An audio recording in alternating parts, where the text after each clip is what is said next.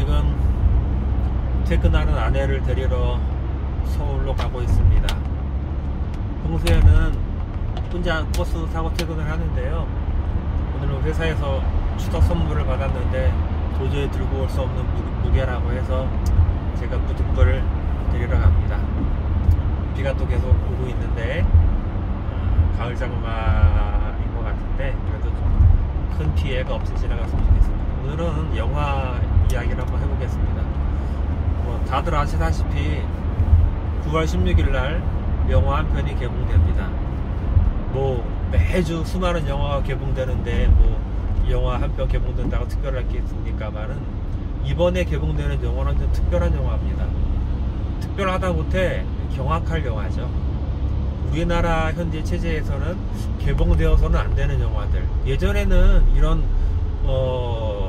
영상물 등급위원회에서 이런 등급을 관리를 잘 해가지고 우리나라 실정에 맞지 않는 영화들은 이게 개봉을 막은 사례가 참 많았는데, 이런 좌파 정권 들어선 이후로는 굉장히 좀 완화되고, 특별히 이 자유민주주의 체제를 부정하고 공산주의를 미화하고 찬양하는 영화들은, 그런 영화들이 개봉되거나 심지어 우리나라 자체 내에서도 참 많이 만들어집니다.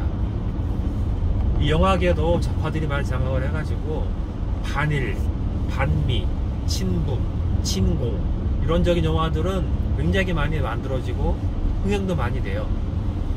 근데 자유민주주의를 수호하는 그런 영화들은 굉장히 좀 개봉하는 영화도 적을 뿐더러 흥행을 이루지 못합니다.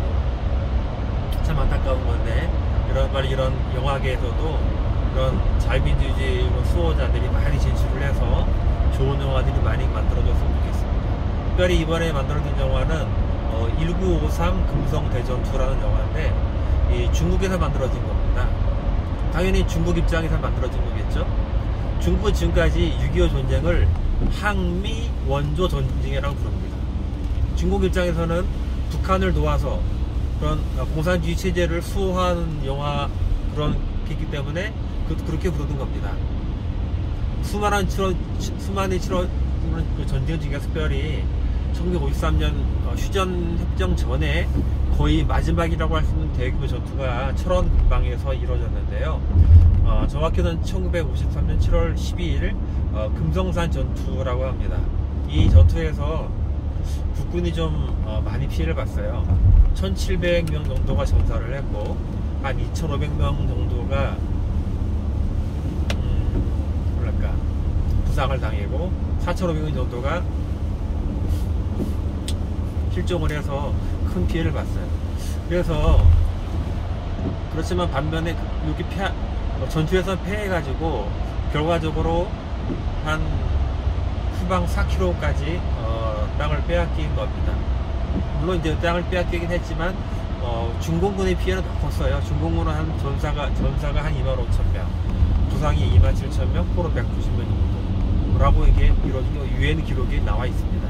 근데 이 영화를 보면은 중공 입장에서 쓴 거기 때문에 그 영화 입장에서는 국군 5만 명 정도를 죽였고, 그 다음에 한 25,000명을 포로 잡았다 라고 미화하고 거짓을 하고 있으면서, 여기 이 영화에서는 미군을 악마로, 국군을 전쟁 광으로 이렇게 표현하는 것을 볼 수 있습니다.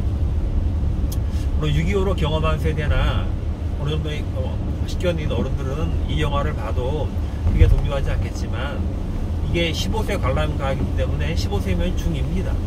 이 아이들이 이 영화를 봤을 때 아직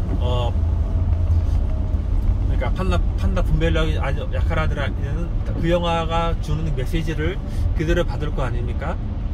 그게 문제인 거죠. 그 영화를 보면은 중공군이 나쁜 게 아니고 미군과 한국군이 나쁜 거구나 라고 인식을 하게 되고, 점차 공산주의에 대해서 그런 거부감이 약해지고, 그래서 이 정권이, 이 좌익들이 추진하고 있는 수많은 이런 좌익화 그런 운동에 기술이 될 거랍니다. 근데 물론 이제 좌익들의 목표는 항상 그들의 과거를 바꾸는 거예요.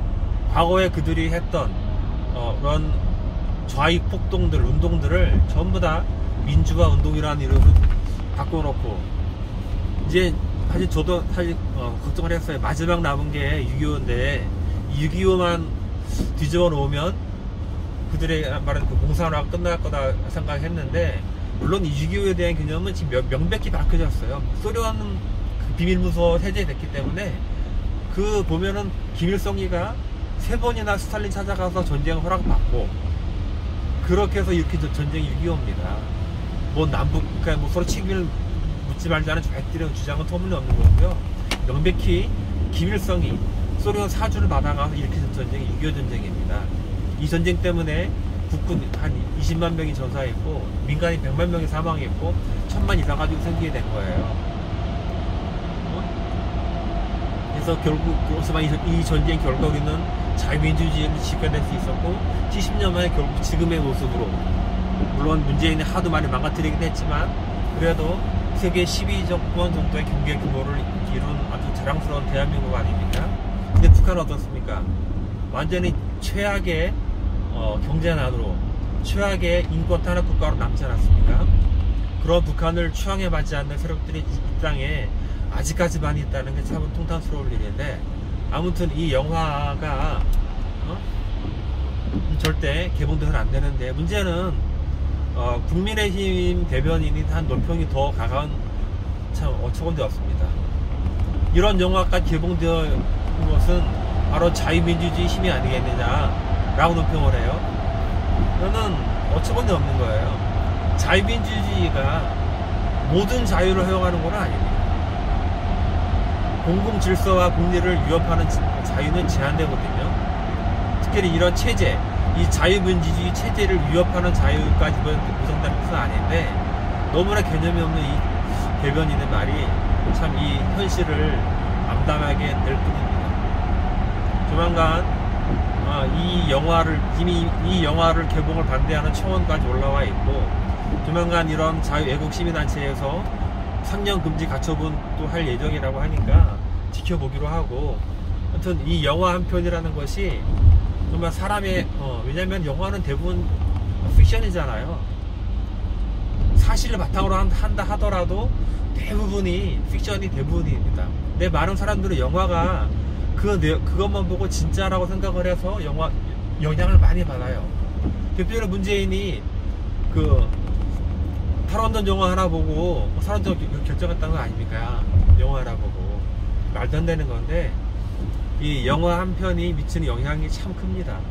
그러니까 좌파들은 이 영화까지 장악을 해가지고, 물론 해외 수입 영화뿐 아니라 국내에 만들어진 영화도 참 좌익스러운 것들이 많습니다. 반미, 반일, 친북, 친중, 친공 영화들이 대부분이거든요. 좀 자유민주주의를 소화하는 영화들이 많이 만들어졌으면 좋겠습니다. 아무튼 이 영화를 절대로 봐서도 안 되고 볼 필요도 없고 아이들한테도 보여주지 말았으면 좋겠습니다.